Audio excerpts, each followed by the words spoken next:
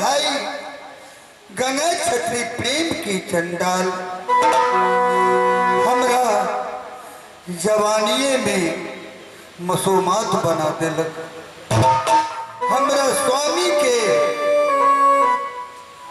धोखा में माने धोखा से हमरा सबके न्योता तक अपना राज में बुला के घाटमपुर में बुला के हमरा स्वामी नाथ के सातों भाई मिल के सोना डूबी खेल के हौदी पोखर में मूर मार लेलक और मूर मार के वो बरगद में अपना सिंह डोरी पर हमरा स्वामी नाथ के मूर ठेंग दिलक। जन्म के दोष छल के तो हेमू सौदागर ये जन्म के दोष जे छला ओकरा से कोई तरह से कोनो तरह से हमरा जे छे से हुनका से छोड़ा के उनका से लाइव लेलक अपना ऐठीन लाइव के और अही ठाम जे छे से हमरा एगो लड़का भेजिए छे इनके दरबार में। लड़का के नाम थी गुगली छत्री।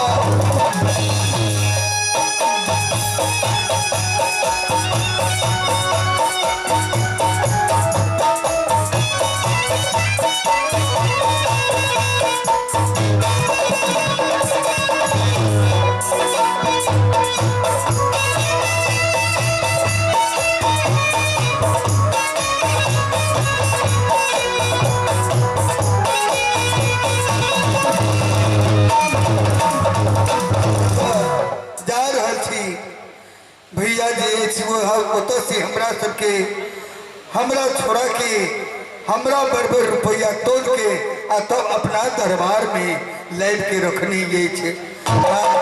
अब जाय छी कम से कम भैया के भेंट को ले छी। देखियो एते दयालु ये छे हेमू साहब ऐसे बढ़ के दुनिया में क्यों नहीं ये छे। अपनो भाई से बढ़ के हमरा हेमू साहब माने है। चलिए तो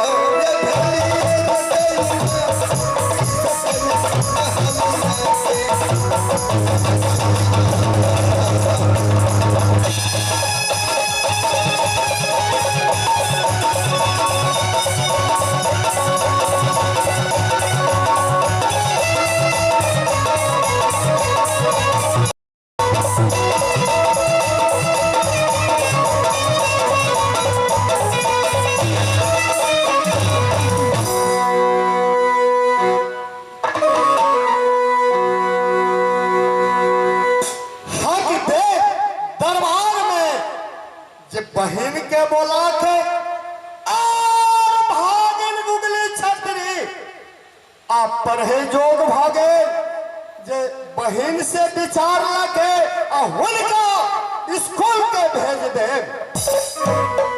जे हमर धर्म छी से हुनका सहायता करबे करा आ जाया दिसे या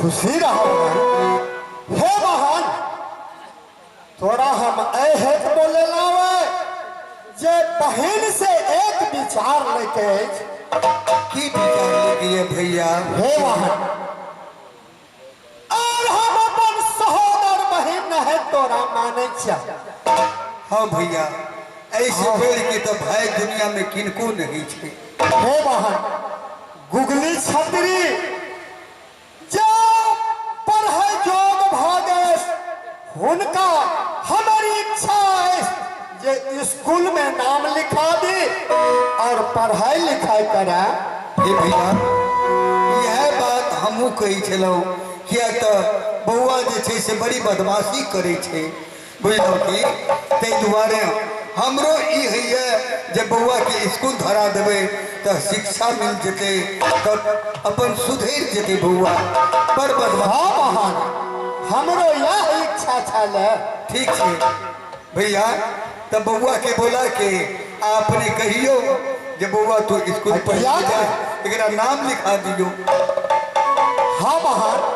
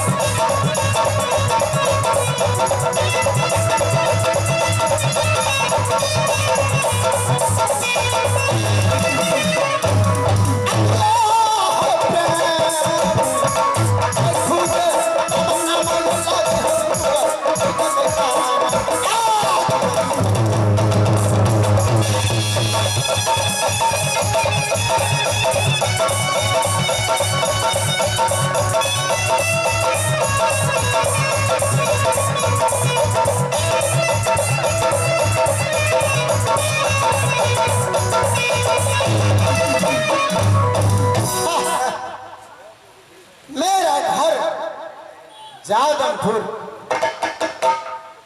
मेरी माता जी का नाम है बारी सती। मैं अभी मामा के यहाँ खेल कूद करके आ ही रहा हूं। मेरे मामा जी है मुंह साहूकार, हमें इतना मानते हैं कि कोई पिता भी अपने पुत्र से इतना प्यार। आज चले गए साथियों के साथ पिल्लो डंडा खेलने के लिए। खेलते खेलते थक गया, वापस चला आया। जा रहा हूं अपने मामा जी से कहूंगा कि मामा जी हमको पढ़ना लिखना नहीं है, हमको खेलने कूदने में दिल लगता है। हम जाएंगे फिर पिल्लो डंडा खेलने के लिए। और जाकर के पहले मैं अपने माता जी को प्रणाम करूंगा। 4 रोज बीत गया है, मैं खेलने में मग्न था, माता जी से मुलाकात न हुआ है। माँ कहती होगी नौजवान गुगली कहाँ चला गया है। मैं जा रहा हूँ, सबसे पहले अपनी माँ को प्रणाम करूंगा। अब भागल ले जाए तो चलो में हो।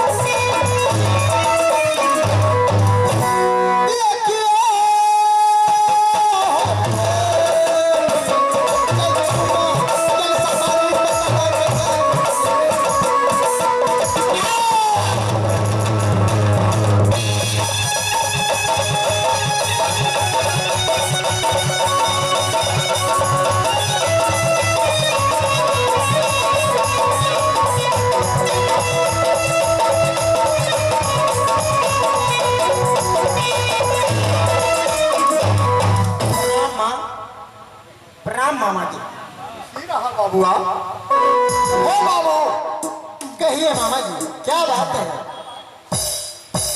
अरे हमारे यह विचार है जो हम तोरा स्कूल में नाम लिखा दे, तू पढ़ाई लिखाई करा बाबू। बिल्कुल नहीं मामा जी, पढ़ने लिखने में हमें दिल नहीं लगता। हर वक्त दिल लगता है खेलने कूदने में। मामा हमें आप पिल्लो डंडा बना दीजिए, खेलने के लिए जाएंगे मामा जी। काहे बाबू, अरे मामो के बात माना, चला तू हमारा साथ और हम स्कूल में नाम लिखा दे, तू पढ़ाई लिखाई कर। यहाँ ऐसे तोरा ज्ञान है मामा जी। हे बाबू, बोलो माँ। एगो बेटा कते दुख सुख से के एगो बेटा हमरा भगवान देने अहाँ कहे छिए जे हमरा खेले ले पिलो डंटा दिया। बउआ एहन बात नहीं बाजू बउआ, अहाँ माँ पढ़बे लिखबे कहाँ के ज्ञान हत बउआ। आप मेरी माँ है, आप जो कहेगी यह गुगली करने के लिए तैयार है माँ। आप जो ही कहेंगी मैं वही करूंगा माँ। हाँ भैया, जे कहिए भैया वह अहाँ करू बउआ। हे बाबू, मामा चला जी। तू हमारा साथ। ठीक है मामा जी, मैं अपनी माँ के वचन को काट नहीं सकता, मैं अवश्य पढ़ूंगा। चलिए मामा जी, चल करके हमें स्कूल में एडमिशन करवा दीजिए, मैं पढ़ूंगा मामा जी।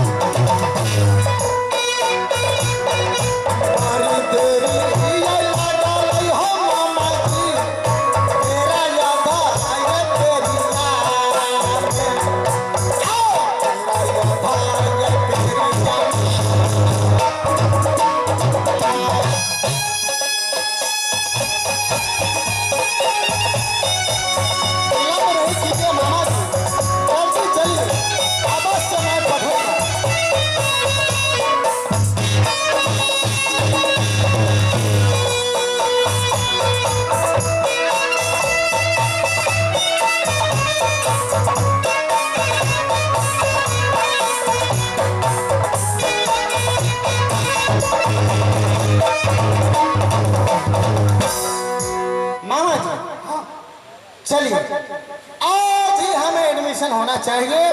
आज से मैं स्कूल में पढ़ूंगा। जल्दी चलो बाबू।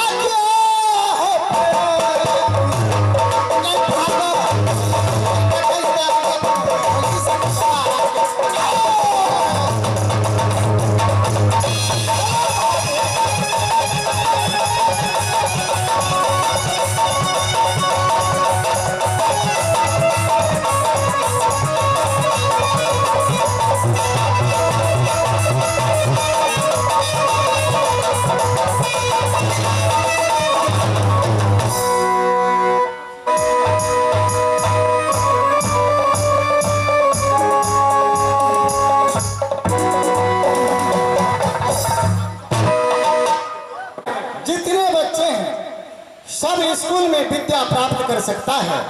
एक कौन होती है रोकने वाला कि मेरे पिताजी का स्कूल है, दूसरा बच्चा नहीं पढ़ेगा? यह सरासर गलत। मैं भी पढ़ूंगा सर। ठीक है, मैं एडमिशन ले लेता हूँ। औलाद कुमारी विद्यालय है, चाहे प्राइवेट हो या सरकारी हो, सबका एडमिशन कराना जरूरी होता है। लिख लेते हैं। क्या नाम है? गुगली छतरी।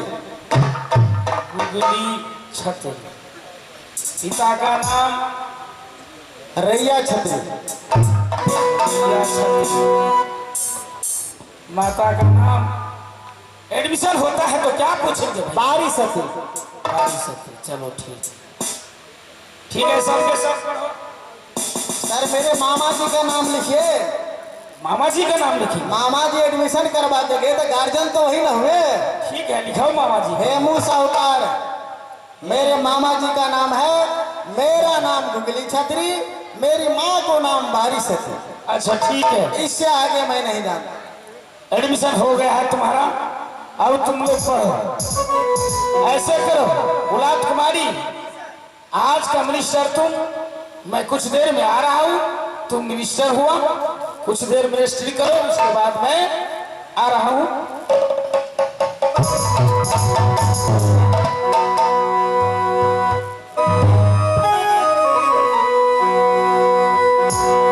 देखो तुम लोग अपना सब्जेक्ट निकाल के पढ़ो।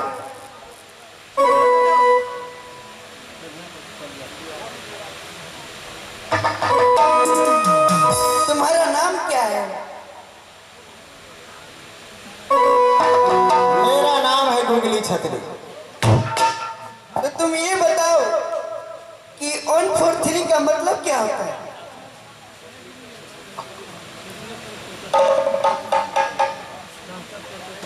क्या बोली?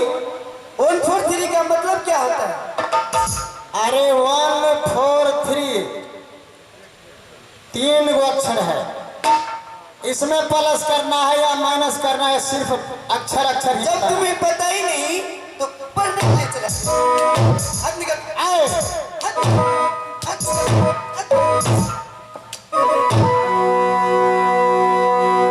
कुछ जानते नहीं है, पढ़ने के लिए चले आते हो। ठीक है, तो हमें जैसे मारी है ना, आज तो मिनिस्टर है, मार खा करके भी मैं पढ़ लूंगा, परंतु मामा जी का वचन को पालन अवश्य करूंगा।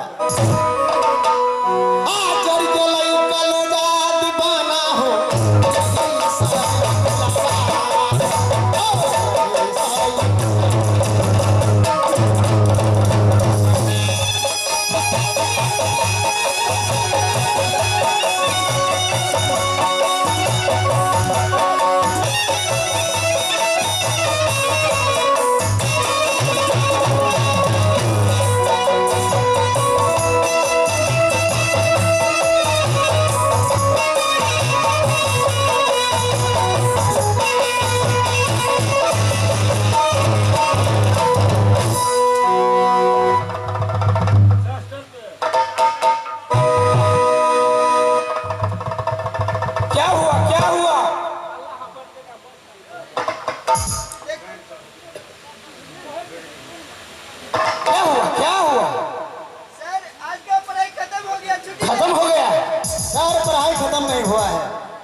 पढ़ाई तो अब होगा। आप मिनिस्टर बना करके गए, हम लोग गलती सही नहीं भी पढ़ने पर मार खाए हैं। छुट्टी नहीं करना है सर जी, कुछ देर आप और पढ़ाइए। ठीक है, सुनो, आज का मिनिस्टर तुम हुआ, अभी का मिनिस्टर गुगली हुआ। क्या मैं मिनिस्टर? हाँ, अभी का मिनिस्टर तुम।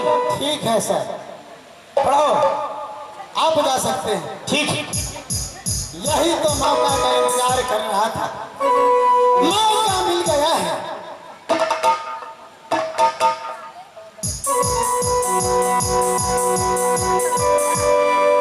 अरे सुनो, आज सर हमको मिनिस्टर बना करके कुछ देर के लिए गए हैं चाय पीने के लिए। चलो पढ़ाई शुरू करो तुम लोग। कल वाला टास्क तो दिए थे सर, टास्क तो लिया नहीं है, हमें सुनाओ। चलो उठो, हम ही पढ़ाएंगे पहले। चलो एबीसीडी पढ़ के सुनाओ। पढ़ाइए ना पढ़ो। ठीक है, एबीसीडी पढ़ना नहीं आता है, बोलो ए बी सी। चलो बैठ जाओ। चलो जी तू चल।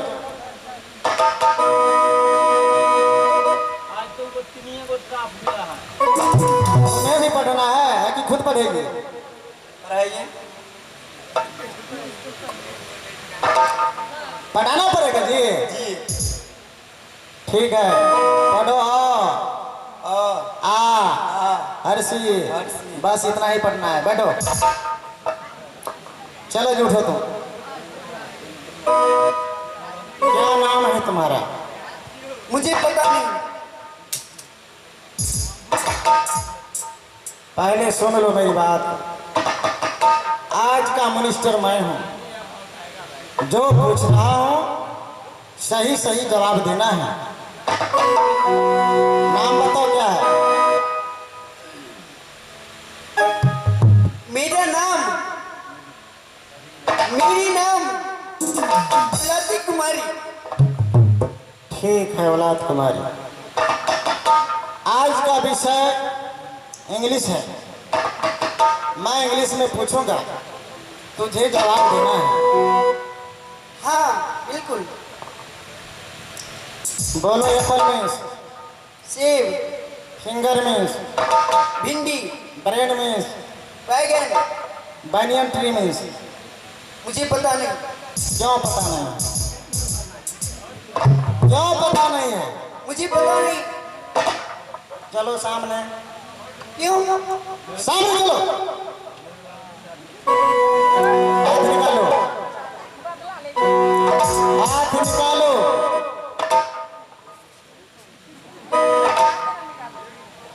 हाथ निकालो। सुनाई देता है कि नहीं? निकालो हाथ। हमारी